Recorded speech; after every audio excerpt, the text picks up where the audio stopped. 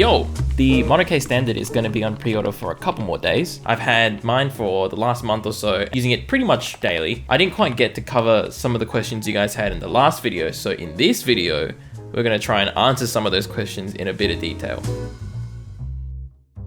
So FCC certification states that you have to have the FCC ID on it, and it has to specify the voltage and the battery. So we actually spec'd for it to be lasered, and the quote came back and it was insane. Like, I wouldn't be able to make it at a good price. If you haven't watched my last video, this keyboard is basically designed for people who want a good off-the-shelf option. I'm also going to be modding this so you guys can get a bit of a vibe of what it's going to sound like with different switches and different configurations. All modding is going to have to be done without taking the keyboard apart.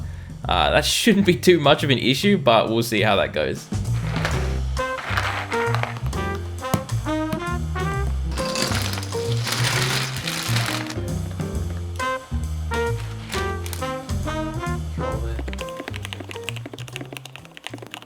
Because the keyboard is ABS, will the white version start to yellow? Yeah, great question. I think like all ABS keyboards, I don't see why it wouldn't. But we had to go with ABS. It's the only material that could have that strength and the colors, and also just generally in terms of manufacturing, it's much easier. So we went with ABS. But yes, I think the white one would yellow.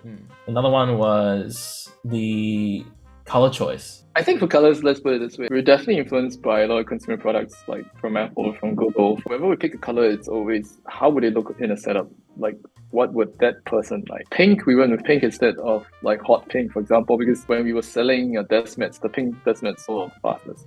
You know, like there are a lot of small data points that told us that people like that sort of pink. We wanted to absorb blue instead of black, because I just think that black is a very common color, and I just wanted something that was very deep, and there's like a bit of fun to it, kind of thing. It should kind of blend in with the rest of the stuff.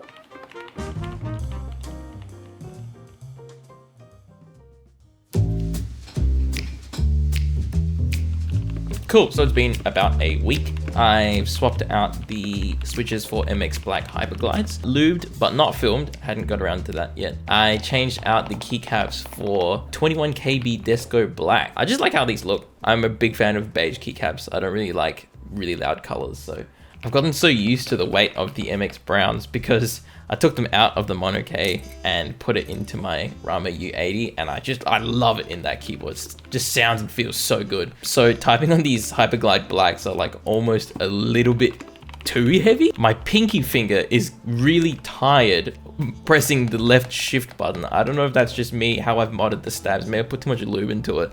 I've also noticed that the keyboard has a pretty shallow typing angle, it feels like. I'm not measuring anything, I haven't really looked it up, I probably should. But yeah, compared to the like HHKB and my U80, it feels like it's a lot flatter. Because of this, my wrists have started hurting and I need to use a wrist rest. I don't know where all these problems are coming from. This wasn't an issue before, maybe it's just from extended use. Yeah, I think I'm going to try to swap the switches out. I think I might try the Gateron Pro 2.0 Yellows. That's a very long name. And see how that one goes. And then, yeah. Oh,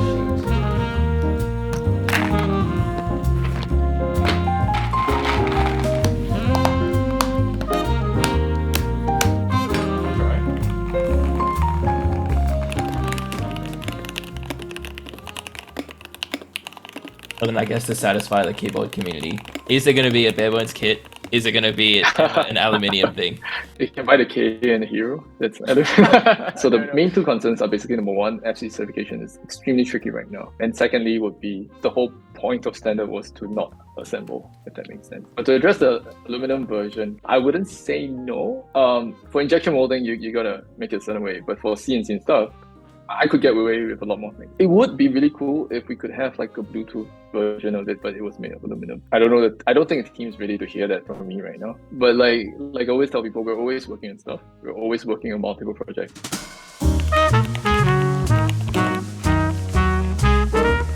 All right, it's been a little bit, probably about 3 weeks since I recorded all that last stuff. Been quietly trying out different switches off camera. You saw me try the Gateron Pro 2.0 Yellow, whatever the name is.